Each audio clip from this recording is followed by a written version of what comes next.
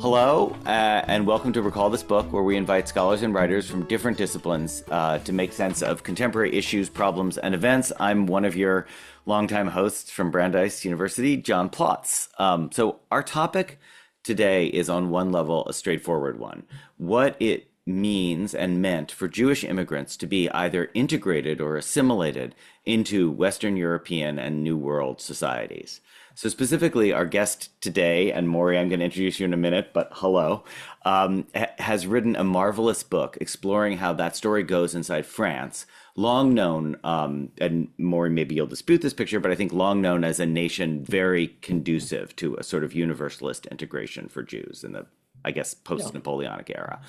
So there's so many wrinkles to this tale. I think probably a lot of listeners are familiar with the story we might call How the Jews Became White in the United States in the early 20th century. And of course, by comparison, few of us could ignore the way that integration and assimilation, and those are sort of two related categories that we want to unpack today, went so hideously, tragically wrong and off the rails in mid-20th century Germany, and hence for basically all of Europe as well.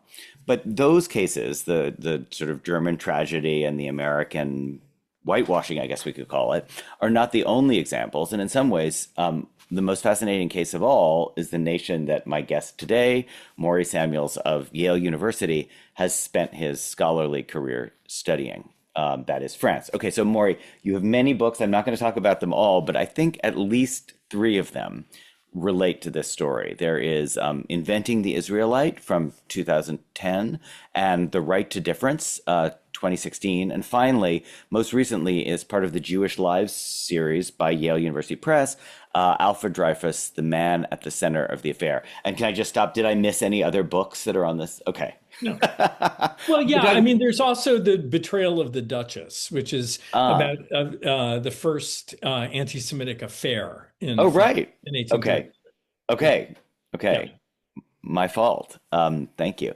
So he's also, so among other things, Yale, Maury has been since 2011 the director and was in fact the inaugural director of the Yale Program for the Study of Anti-Semitism, which you have held, I guess, through, I guess we might call them fat years and lean years. I don't know if you want to characterize this year, Yeah, yeah. but through splendid times and through challenging ones.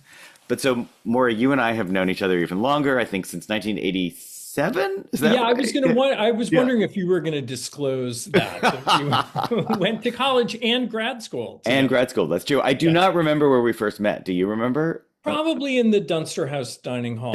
That seems very likely. Yeah. But I never really thought I would be squaring up to a Zoom screen with you, but I'm really delighted to. And I will just start by saying that I absolutely adored this book that I hold in my hot little hand about Dreyfus. And it opened up for me so many fascinating topics, not just about the particularity of the fate of Jews in France, but also much broader.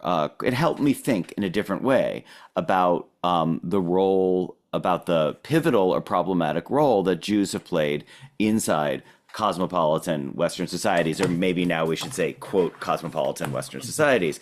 So if you think about the notion of the Great Replacement theory and the role that Jews play in it, just there's so many ways in which there's a kind of centrality of this category, whether we call it an ethnic or racial or religious category.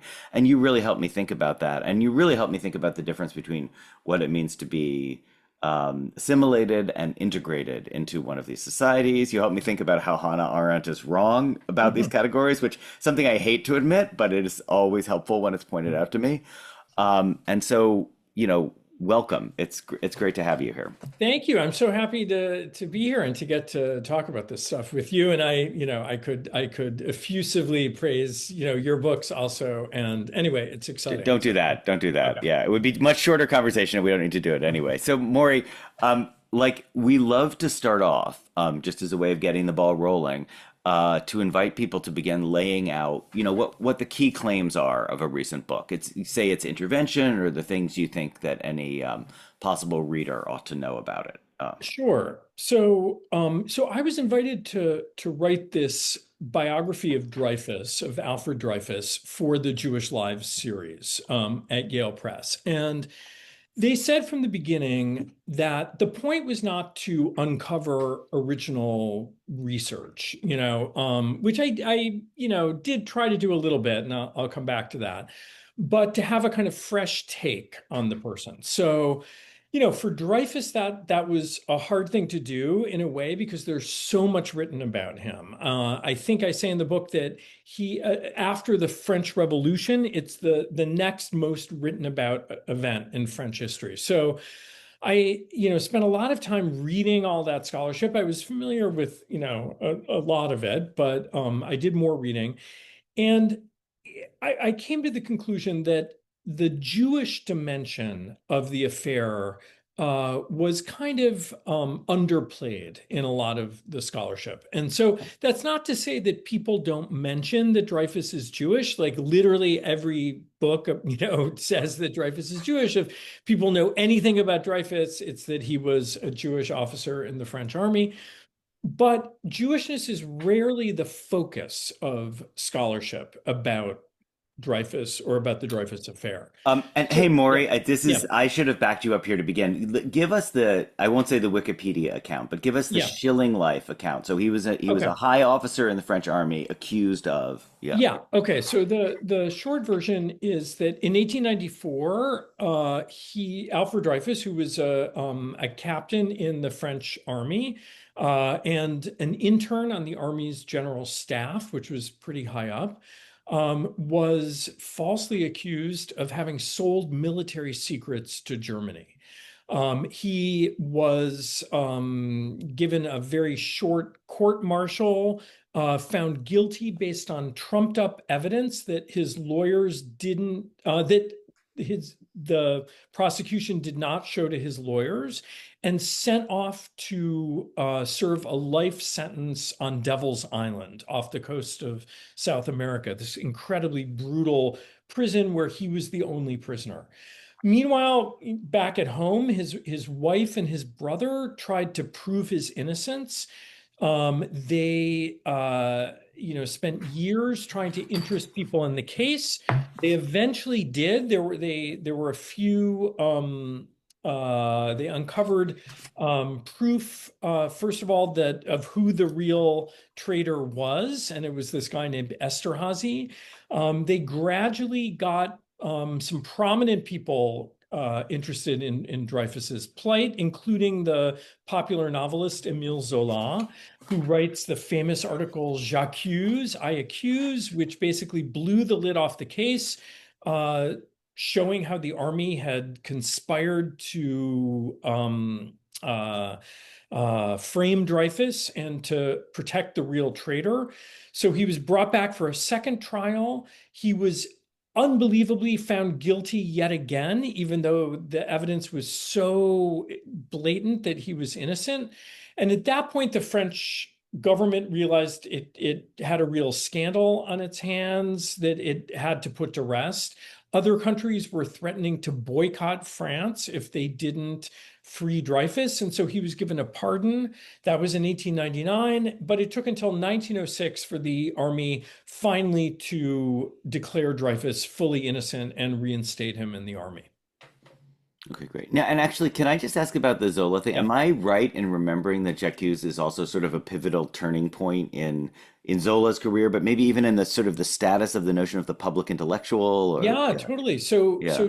Zola was a prominent and wealthy writer, and he really took a major risk in doing this, something that he knew he was doing, by accusing the top brass of the army of basically collusion and cover up. His gambit was that he was forcing them to sue him for slander, Hmm. which that would be a civil case, unlike the military court martials of Dreyfus, where they were able to suppress evidence. Mm. So in a civil case, the evidence would come to light, and that's exactly what happened. So he did bring more evidence to light, but they found him guilty of slander. He was forced to go into exile in England. He escaped to England for a couple years. And then he came back when there was a general amnesty after the Dreyfus's pardon. but people say that Zola may have been murdered by an anti-Dreyfusard, excuse me, because he was found dead a couple years later of carbon monoxide poisoning, and his chimney had been stopped up. So, he definitely is like a true hero of the affair. Wow, I Yeah. totally missed that. Yeah, And, and as you said, the notion of the public intellectual, of someone who is known for writing or for scientific achievement, but weighs in, takes a stand on a political issue. That notion of the intellectual, of that definition of the intellectual, really dates to the affair. so this is just one thread to pull, and we don't have to if you don't want to. But one thing I Yeah. really liked, and you're going to correct the formulation for me, but there's a sort of nice Venn diagram formulation you had that not that there are forces. I mean, I guess to call all reactionary forces anti-modernist is wrong, but there are forces that are seen as in opposition to modernizing or modernity. Obviously, Zola is presumably the incarnation of modernity in many ways, and I think the way you characterized it is that not every force of modernity and not every modernizer is Jewish, but Jews basically connote modernity. Is that? Yeah, that's true. And also, yeah, the Jews became a kind of metaphor for modernity. They were Hmm. associated with modernity in the writings of anti-Semites going back to, really, you could say, like the 1840s in Hmm. France. And they were seen as avatars of the new capitalist Yeah. system of finance capitalism, but they were also Well, Karl associated. Marx says the same thing, doesn't he? I mean, Yeah, in the 1840s, he writes on the Jewish question. He's actually living in Paris at that point, no. and yeah, and writes that Jews, the Judaism is a religion of huckstering, and Hmm. but the difference is that Marx, who himself had been born Jewish, doesn't single out individual actual Jews. It's really more of a metaphor for him. Whereas the anti-Semites really did start labeling, attacking individual Jews. And that really comes to a kind of peak in 1886 in France, when this journalist named Edouard Drummond writes a book called La France Juive, so Jewish France. It's like 1,000-page screed, basically associating Jews with everything that's bad about the modern world, from capitalism, but everything basically, to urbanization, to all kinds of nefarious ploys.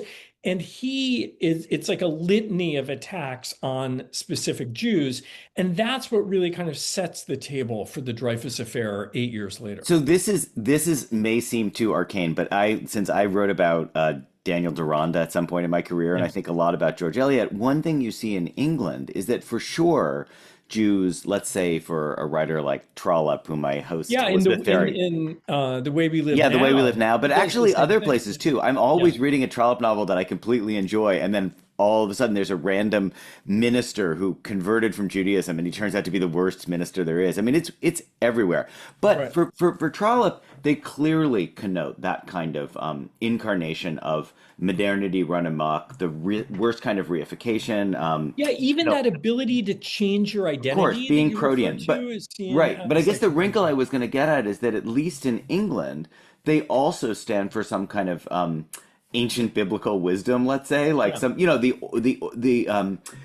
it, I don't know. I think There's a about Bernard Zom. Protestant, Yeah, yeah, there's a Protestant philo-Semitism that is yeah. very noticeable in England. I mean, the same thing I could say, the founders of Yale were part of that, and that's why Hmm. Yale has Hebrew on its motto, or That's on its interesting. I didn't know that. yeah, That doesn't yeah. explain Brandeis, however. But yes, okay. Right, Lux at Veritas. Yes, I Yeah, know. Right, but the joke was that at Yale, that if you could actually read the motto, yeah, you would not be let in. That yeah. was the, Oh, the, that's really the funny. joke. But So actually, there is that. you're taking it a different way from the way I meant it. So can I just Yeah, continue? My thought was yeah. that in England, and I think this is true of Daniel Deronda, there's something admirable and yet passé and residual. In other words, Mhm. that the Jews are an ancient desert people. Like they have in Werner Zombart's terms, they have the kind of ancient, sort of an Yeah. ancient ethnic particularity, which makes them subject to a different kind of prejudice. I hear your point about how that might be admired, but I think it's also denigrated at the same time. Yeah. Yeah, and yeah, that's certainly part of the kind of supersessionist ethos of Yeah, Christianity that I exactly. think The people is of the people of the book, and then the people of yeah, yeah, that I yeah. think is true of both Protestants and Catholics, but in France they have less of the I see. Protestant philo-Semitism. Okay. And they and in fact, the Protestants in France are also like a very discriminated against Yeah. minority, very similar to Jews, and they were by and large not opposed to Dreyfus. They were some of they were, That's interesting. behind Actually, behind. maybe that's a good occasion to dig into the particularity because another thing I learned from your wonderful book was that there's not I mean, even setting aside North Africa, there's not one but two distinct Jewish communities, like long-standing communities. One Yeah. which is, I believe, called Sephardic down in the south, and then another Alsatian German, which I suppose is an Ashkenazi.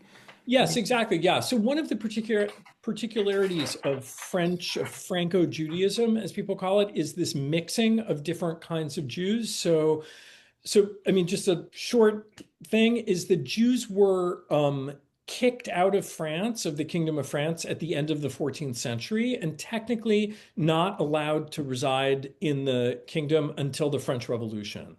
But there were some exceptions. So there were a couple thousand Jews who fled, Sephardic Jews who fled Spain and Portugal during the Spanish Inquisition, who settle in the southwest, like around Bordeaux. There was also a small community of Jews in Provence who had never left, but that area didn't become part of France until after the French Revolution. Those Jews were locked in ghettos and until the revolution. And then there was a community of about 20 to 30,000 Jews who were Ashkenazic in Alsace and Lorraine, so in eastern France. And when France acquired those territories in the 17th century, they considered expelling the Jews, Louis XIV, but he allows them to stay. But there are all kinds of restrictions. They're banned from living in towns and cities. They're restricted to certain occupations, which is why a lot become money lenders and, kind of small scale commerce. And in the main thing that distinguishes the French case is that all of these Jews were emancipated during the French Revolution. So they were the first Jews in Europe to gain full civil rights. And it happens in 1790 for the Sephardic Jews and 1791 for the Ashkenazi Jews. And that's long before other countries. So in England, Jews have a lot of rights, but they can't sit in parliament until the 1850s. Unconverted Jews can't sit in parliament. And most of the German states, they don't get full civil rights until 1870. So France is really ahead of the game where Jews have total and complete equality as of 1791, which is what allows a Jew like Dreyfus to achieve, Yeah. such a high rank in the army. That's great. So, okay, so I want to go down the Dreyfus pathway, but can I just put down a pin here because talking about 1790 and 91 made me, of course, think about Haiti and how the French Yeah. Revolution is also a problem, like the American Revolution, it's a problem of management of colonial affairs as well. So, obviously, Haitians get treated very differently in the French Revolution. Is there Yeah. any connection? Is there any Oh story to yeah, be there told there there? Or, totally is because yeah. in fact the big defender of the Jews in the among the revolutionaries is this guy named the Abbé Grégoire, who Mm, was a revolutionary priest from Lorraine, who was also the big defender of the slaves, of the hmm, blacks in the colonies. So the revolutionaries emancipate the Jews. They then emancipate later the black slaves in the colonies. I should say, of course, that all of this only applies to men because hmm, women don't get the vote in France until mm. after the Second World War. So this Okay. is, men. And then famously and horrifically, France backslides under Napoleon, where he re-enslaves the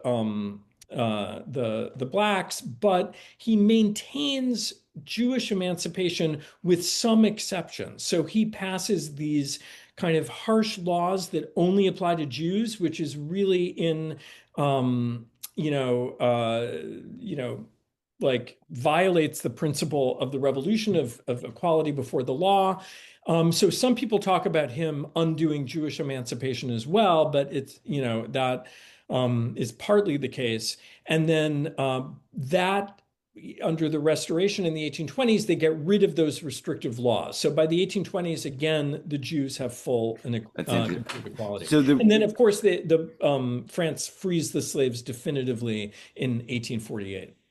yeah. So the reason I want to get the reason I'm putting that down is that I would love to get to a 20th century question, which is the question of I mentioned the Great Replacement theory more recently, and I'm thinking about this status that Jews have where they get, in some ways, they are the victims of colonialist practices and practices of like civil inequality. And then in other ways, and you could think about the story that people tell about Jewish slave owners in America, they're also beneficiaries of like an inegalitarian society. So in a way, the reason to raise North Africa was to sort of get at that question, which we may not be able to get Yeah, to of no, like, it's yeah. a really interesting question, and I think looking at North Africa is totally right on in Algeria. So France conquers Algeria in 1830, and it gets this population of indigenous Muslims and Jews. And Hmm. Jews actually are pretty numerous in Algeria, especially in the cities. And at first, France treats the Jews and the Muslims the same. So it does not give Jews civil rights.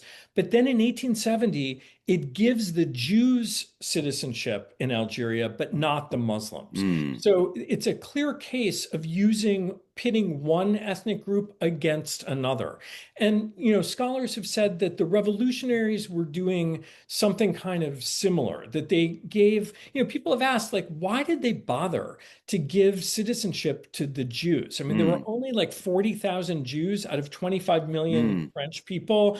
They were this like really, very marginal group. Hmm. Literally they lived on the margins, Yeah. on the borders of French society, but also they spoke Yiddish. They were really not part of French society. Why did they bother, to debate this, let alone, to give citizenship to Jews when they had so many other issues on their mind? And, I argue in my book, The Right to Difference, that they did it because the Jews were so different that it allowed them to show just how universalist they could be. So that the Jews were a good test case for that.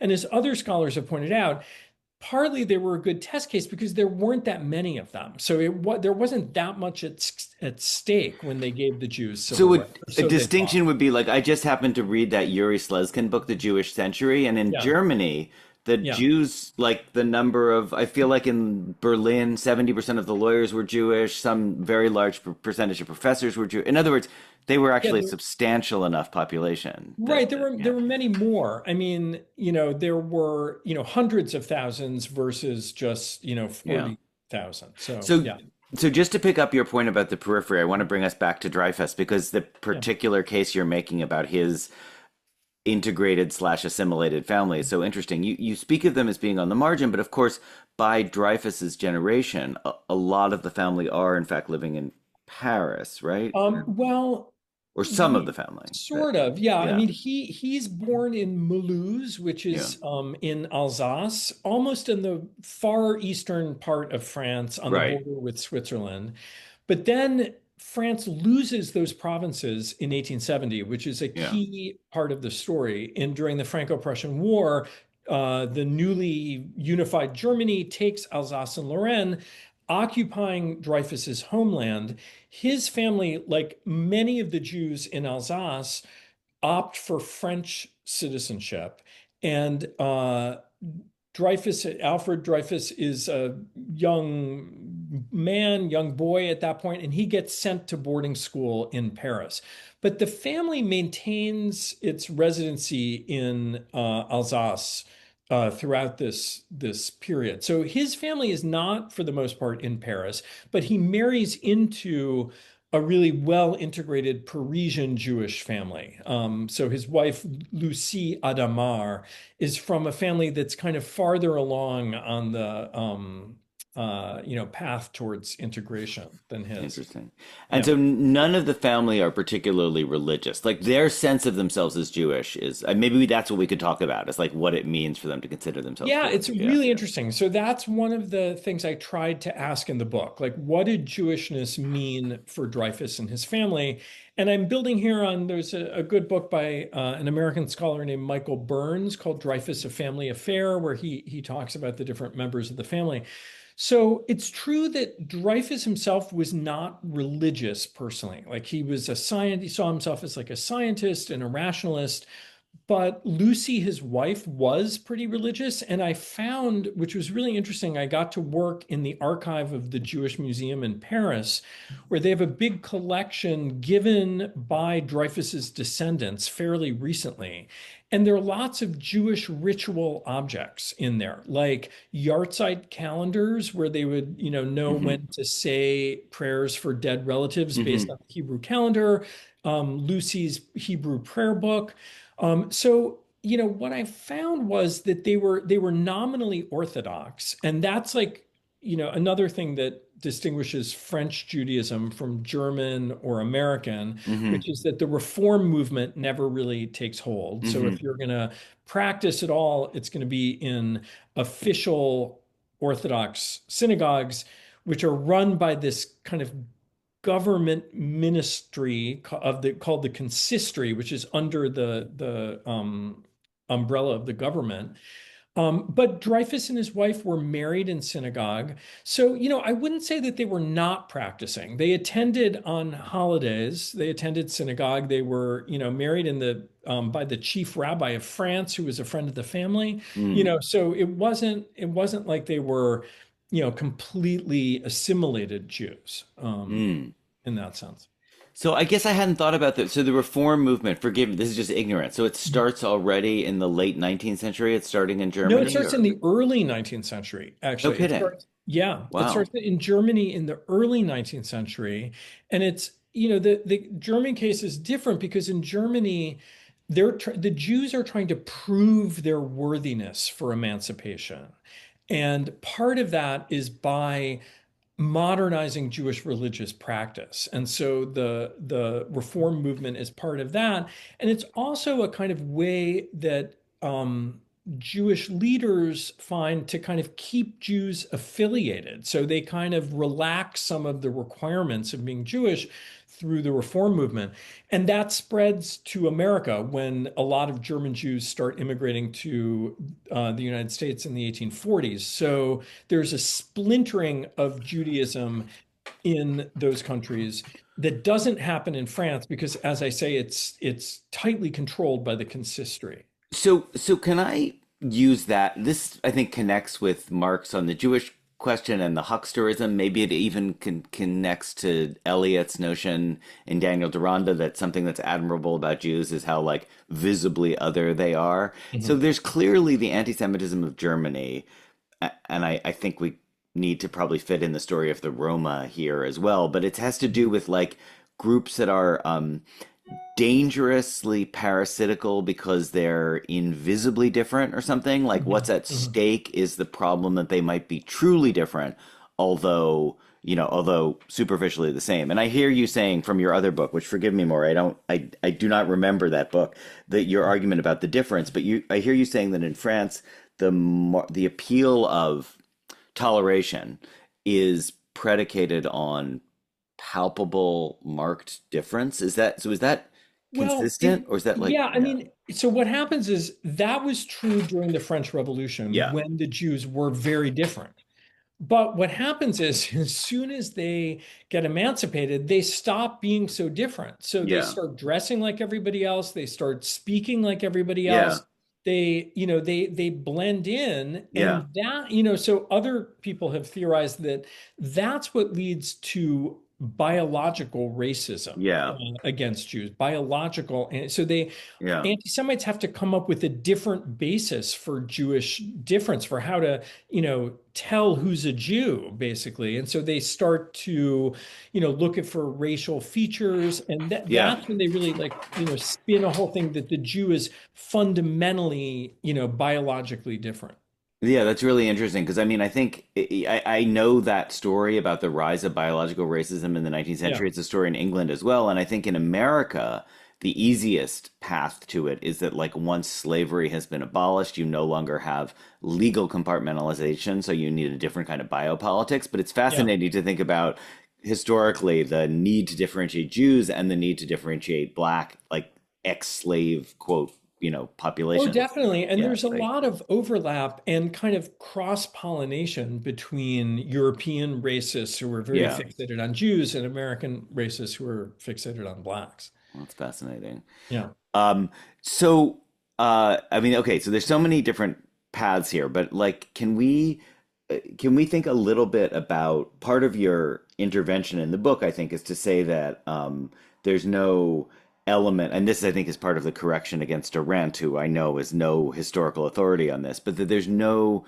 it's wrong to think about Dreyfus as attempting to move away from or deny that Jewish Yeah, so origin. that's a big you asked me like what Yeah, are some of the big takeaways of the book, and that's a big one. So Hannah Arendt in The Origins of Totalitarianism is trying to make this argument that French Jews were unprepared for World War II and, the Holocaust. And she does this kind of, historical sketch where she shows how they, she says they were in the midst of a disintegrating process of assimilation where they, were in the rush to become French. They had just abandoned all connection with the Jewish people. And she actually singles out Dreyfus as an example of that, presumably because he became, an army officer.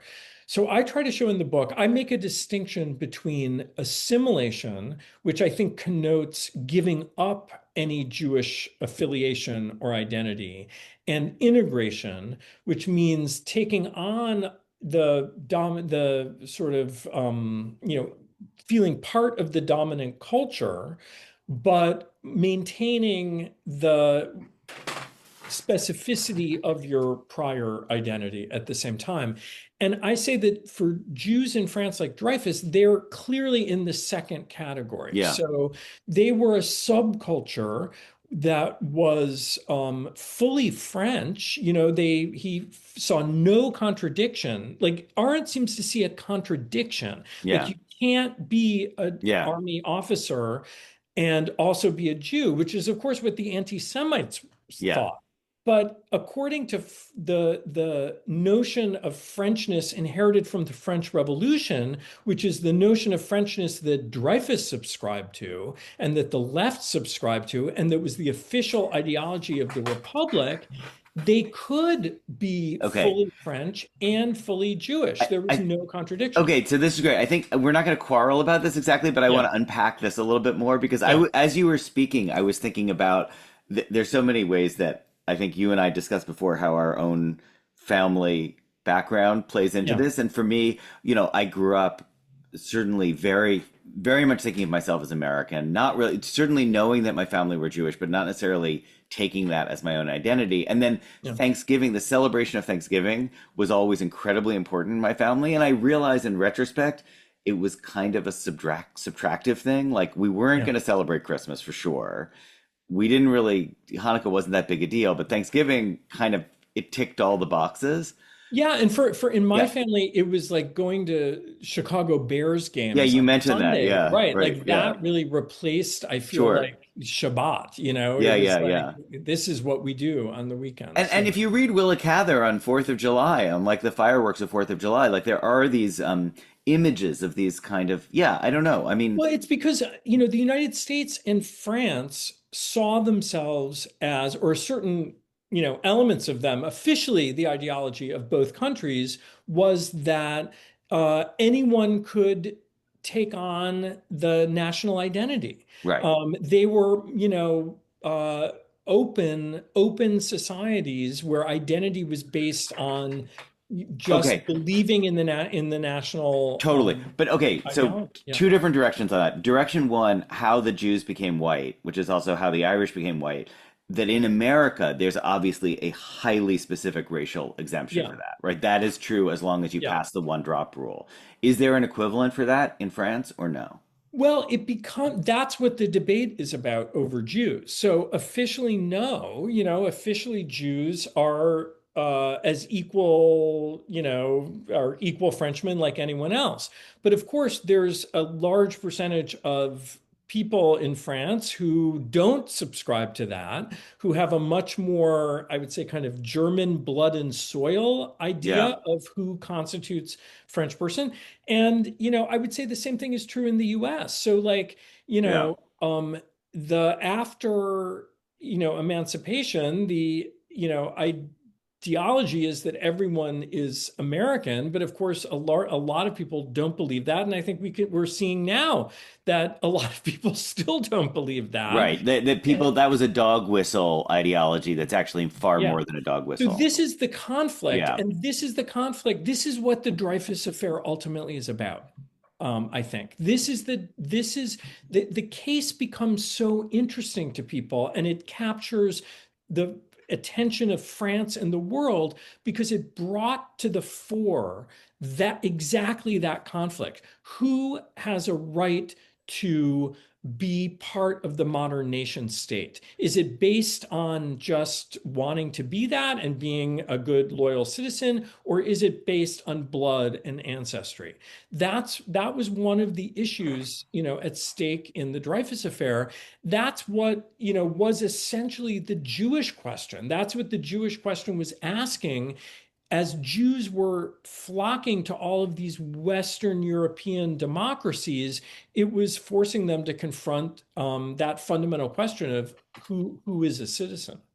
So this maybe obviates the second strain of my question, but I also want to ask you, and this may be a slightly passé question to use to think about France, but when I think about France and the question of, you know, the space for difference in France, like you just described a situation in which the Dreyfus family, let's say, could unproblematically feel that they remained adherent in their Jewishness, but also that they were fully functioning citizens of France. So we hear a lot about this concept of laicite, right? Yeah. Like the laityness, like the kind of Yes, universe. So it's translated secularism, sometimes as secularism. secularism. Yeah. Yeah. So it, how, I mean, how is that squared with the notion of retaining a ethnically slash religiously particular idea Right. Well, identity? Yeah. they're in conflict. So Okay. that's, partly that's what the kind of what people call the Franco-French War, la guerre franco-française, is essentially over that question, over, it's this war between the left and the right in France that starts during the French Revolution and arguably is still going on Wait, now. so And that's just a term of art? I've never heard that expression. yeah, It's totally fascinating. yeah, Okay. yeah. It's this Yeah. internal civil war Yeah. within France over, what kind of nation they are. And it's also a So we have fight. that in the United States as well, then. Yeah. Yeah. Okay. Yeah. And secularism, state secularism is certainly part of it. Like, is France a Catholic country, or is France a secular country where religion is a matter of, private conscience? And France struggles with that. So officially, the French Revolution radically gets rid of all religion. It banishes the Catholic Church. I mean, it's, was a wild, thing to do. Napoleon invites the church back in, and then over the course of the 19th century, the church reacquires some of its power.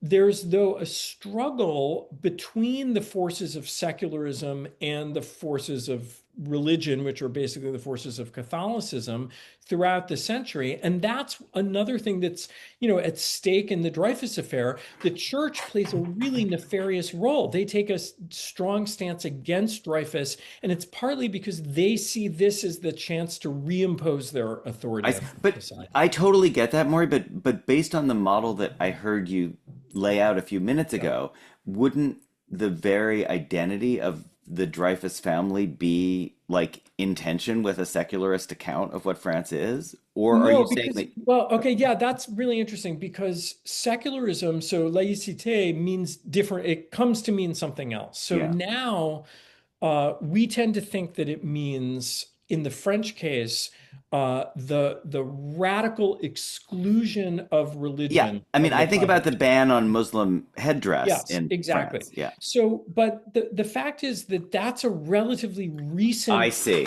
I um, see. meaning of laïcité that partly comes into, I mean, it's a complicated history, but it partly comes to mean what it does now, this kind of hard line Yeah. secularism as a result of the Dreyfus affair. So it's after the Dreyfus affair that the left comes to power and pushes through the separation of church and state in 1905 specifically to get revenge on the church for its role Yeah. during the Dreyfus affair. Yeah. Prior to that, in the 19th century, laïcité meant that the three major religions in France, so Catholicism, Protestantism, and Judaism, and Catholicism was by far the Yeah. dominant, like over Yeah. 95%, that they would be treated equally. That's what, so, like you get, like in the 1830s, uh, the French government is paying the salaries of priests, ministers, and rabbis, Right. which is really interesting. And Yeah. that lasts until 1905. Wow. Yeah. Okay, so this is a little bit of a wrench, but like I just want to get us from Dreyfus and from this turn of the century moment. You also say something, you said something really interesting. I heard you speak recently and you talked about this, the existence within the Jewish community of sort of an impulse, this integrationist impulse. You talked about the rise of Zionism, which we should get to also. And then you also talked about radicalism or socialism. Like, Yeah. I had relatives who were Jewish Bund members back in the 30s. So I Mhm. sort of recognize that. All of those things seem to be part of the backstory of the rise of this incredibly fascinating and improbable prime minister, the last prime minister before the fall of the, pre-Nazi regime, Leon Blum. So can you just, again, this is not your book. This is this Yeah. wonderful book by Pierre Birnbaum, but clearly you've thought about Bloom as well. Can you tell us? Can you fit Bloom into the story a little Yeah, bit? Or- totally. Because in fact, Bloom, his whole career, I would say, is made possible by the Dreyfus affair. Wow. So Okay. he's a young man who had, had brilliant studies and attends the kind of top schools. And he's from a Jewish family. He becomes interested in the Dreyfus's innocence and becomes a big militant in support of Dreyfus during the Dreyfus affair. But it's really the affair and the triumph of the left that kind of catapults someone like Bloom into power. So he's from a bourgeois family, but not particularly well-to-do. They weren't like, they were, kind of, I would say, middle class No. Jews. But he becomes a socialist, and he comes to power. He becomes essentially prime minister in France in the 1930s in this popular front against fascism. And he pushes through like incredible progressive legislation in France. So he's the inventor of the weekend, Mm, in France, and like of paid time off. yeah. And, French workers are incredibly indebted to him. But he also, and this is one of the things that I think this book by Pierre Birnbaum that you referred to, which is in the same series as my Yeah. book, the Jewish Life series, that he shows just that Bloom was on the receiving end of horrific anti-Semitism. I mean, all of the kind of rage against Jews, all of that right wing, that the kind of blood and soil kind of side of the Franco-French War, they are inflamed with rage when he becomes prime minister. And in fact, when he's being sworn in, this guy Xavier Vallat makes this speech that's like really famous, and he said this is the first time, I'm going to get it kind of wrong, but that the peasant nation of France is being governed by a Jew who he calls like a Yeah. subtle Talmudist, Yeah. Yeah. Yeah. Yeah. and the hall erupts in And it's a shocking thing to say, but so Bloom becomes the kind of lightning rod for that same war in the same way that that Dreyfus had been. I'm trying to remember who it was. One of the former British Conservative prime ministers, I think it might have been Heath, said of Thatcher's government that there were more Estonians than Etonians in it, and that's it's not as memorable, but it's the Right. equivalent. But it's also 60 years later. Yeah. So It's I a good just line. Yeah. yeah, it is. The other thing about Bloom that I was hoping you could contextualize a little bit is that I mean, I don't know how public his private life was, but I mean, he struck Yeah. me as almost like a Thomas Hardy character. He's somebody who doesn't really believe in the rules of conventional marriage and Oh conventional, yeah, he it's writes like, this, treatise on marriage. He's yeah, also like this dandy and kind of, literary critic. I mean, this is one of yeah, the things that like makes France like that someone who like basically writes theater reviews yeah, can then become, prime minister. I yeah. would love to, if I can just ask you a question about how he compares to Disraeli, because in fact, in that Mm. horrible speech by Xavier Vallat, he brings up Disraeli as the example. Like, well, England has already had its Jewish leader, but France hasn't. But of course, Disraeli had converted, right? I think his But father converted. I yeah, actually think he was born no, Christian. I thought he was Oh, converted as a child, maybe but that's right. He was converted as yeah, a child. You're right, but it's yeah, certainly below the level of cognition. Yeah. yeah. And though it's interesting, I mean, I can't speak too much. I mean, I think as a young Tory, he's kind of fascinating. Like in my mind, I almost connect him with somebody like the George Herbert Walker Bush. Like it's the Uh-huh. world of like these conservatives who are conservative, but they have a, I don't know. There's just something. Do you know the expression "the wet Tories"? There's something soft about them. So Yeah. he's an interesting.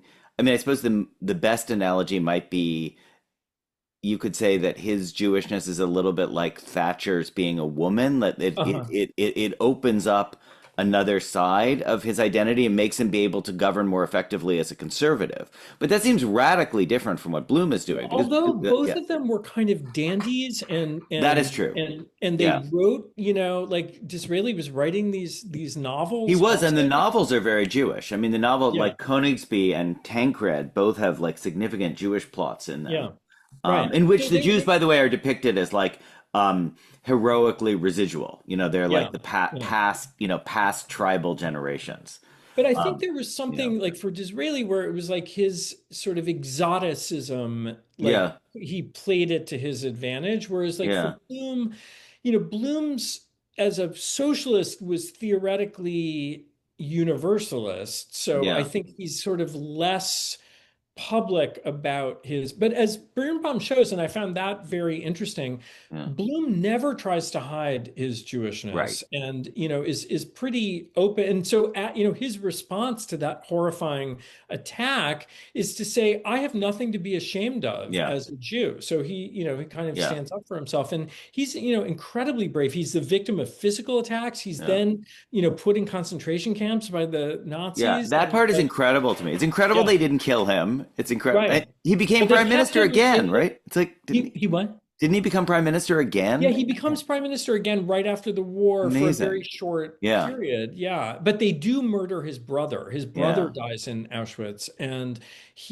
but they realize he's so important that they kind of give him privileged treatment yeah, in Buchenwald. But but still, he's a really fascinating character. And the other thing that people don't realize, and that I think really marks the specificity of France is that he's the first of actually, like half a dozen prime ministers of Jewish origin in France. yeah. So, there are no other country except for Israel has a record like that. I mean, in America, there's no, we haven't had a leader of government who's Jewish, but in Right. France, there's Pierre Mendès France in the 1950s. And Mm, then, just in the last few years, under Macron, there have been two, not all of them were, practicing Jews like mm. Bloom, but some of them were. So, Mendès France was also. Yeah, that's totally interesting. So, more, I'm just going to ask you this. It's off of our path, but it's like a question I've been bringing up with people who are thinking about kind of the monstrosity of mid 20th century racism. Do you, how do you play out, or do you play out at all, the analogy to other stigmatized groups? You mentioned Protestants in France, and that's extremely helpful. But I kind of wanted to ask about the Roma, who probably don't even figure into France at all. But, like, Yeah, I don't know that much about that. They're not I mean, they are, a presence, and like, you see yeah, them in like Victor Hugo's novel, The yeah, Hunchback of Notre Dame. yeah, There's a Roma figure, but in France, there's of course a black difference in the colonies. yeah, In North Africa, there's the issue of the indigenous Arab Muslim yeah. population, and that is that winds up being incredibly significant in France, and still now that's the dominant question now. So in many ways, you could say that you know Muslims are the new Jews in France, that these questions about identity that were worked Yeah. out by fighting over Jews through the Dreyfus affair, through World Yeah. War II, are now being fought over, And could you make the cynical argument, which people certainly have made in the British context, that not only would Arab Muslims or Muslims in general in the Middle East be the new Jews, but also that they are in some ways disadvantaged because Jews got preferential treatment in those Yeah, I in mean those that's square. certainly an argument that people have made in Algeria, Hmm. that in 1870 the Jews get citizenship and the Muslims don't, and that obviously creates, like further tensions, between those groups. And so then when Algeria gets independence in the 1962, the Jews are not, considered part of the new nation, and almost all of them leave, at that point. And so that To be fair, you could blame that one on the British, though, because you could say that's a product of the way that Israel was precipitated into like most favored nation status. You don't think yeah, so? You it's think a it's more well, inter? You think it's I internal to think the it's French? that's probably a more I think that that's what plays out in other Muslim countries, where basically after 1948, Jews leave all Muslim countries for the most part after the creation of Israel, but for slightly different reasons in different places. Yeah, So in France, though, in Algeria, I think it's largely because the Jews were seen, they were kind of identified with the colonists, so yeah, with the Pied Noir population, right, and so they're because they did have, civil rights. They voted in French elections and right. things like that, whereas the Muslims didn't. So yeah, I mean, I think and so you could say that preferential treatment given to Jews at the time is still,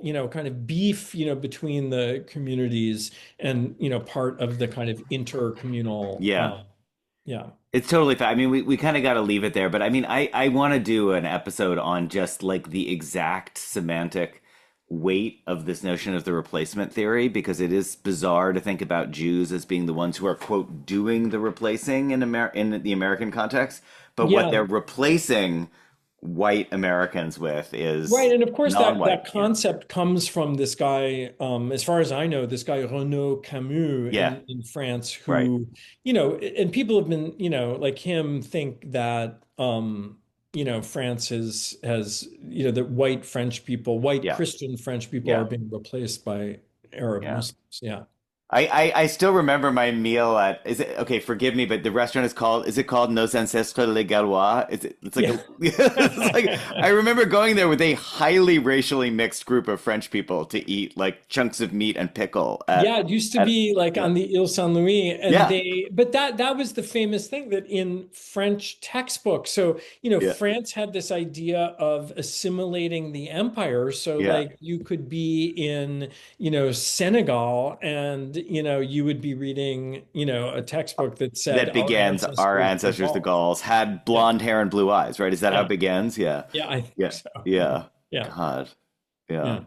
yeah. Well, okay, Maury, final turn to home. As you know, we have this thing on the podcast called Recallable Books. We like to close by basically asking if another book, which didn't come up today, would be of interest to listeners. So do you have something in mind? Yeah, I mean, I would tell people to read. Well, I'm going to have two. Yeah, you can have two. Yeah. Okay. So one would be to read Dreyfus's own memoir, which is Yeah. called 5 Years of My Life, which is incredibly moving Mm, about his horrific suffering on Devil's Island and how he was able to get through it, yeah. and what you really find is that this was he was first of all a deep thinker, but he was also an incredibly heroic person. And that's one of the arguments I try to make in my Yeah. book too, that he's one of the real heroes of the affair. And I think that comes across. And Mm, then I think just the best literary evocation of the Dreyfus affair is, of course, Proust's long novel, yes. In Search of Lost Time. The Dreyfus affair is a running thing through it, and it's totally fascinating to It read. is so point. Who is it who says on his deathbed, who calls him back to tell him that he's secretly a supporter? Yeah, so there's It's the like Prince de Prince de Guermantes, Guermantes, right? who Yeah. it turns out, and it's a great moment because both he and his wife turn out to be pro Dreyfus, but Yeah. they won't admit it to Yeah. each other. Yeah. Yeah. Fascinating. Okay, great. Well, I'll put a brief plug in for a book that we discussed on the podcast years ago by Sonali Thakkar called the Reform of Race, which is just a way of thinking about how concepts around defining anti-Semitism just after World War II were so crucial for post-colonial thinking about a lot of the categories we're talking about, actually. Maury, this is great. Thank you so much. I really Yeah, enjoyed thank the you, conversation. John. It Yeah. was really fun. I'm glad we got to do it. Yeah, me too. So, and thank you all for listening. Recall This Book is the creation of John Plotz and Elizabeth Ferry. Sound editing is by Kamaya Bagla, and music comes from a song by Eric Chaslow and Barbara Cassidy. We gratefully acknowledge support from Brandeis University and its Mandel Center for the Humanities. We always want to hear from you with your comments, criticisms, or suggestions for future episodes. Finally, if you enjoyed today's show, please forward it to 5 people or write a review and rate us wherever you get your podcasts. Thanks for listening.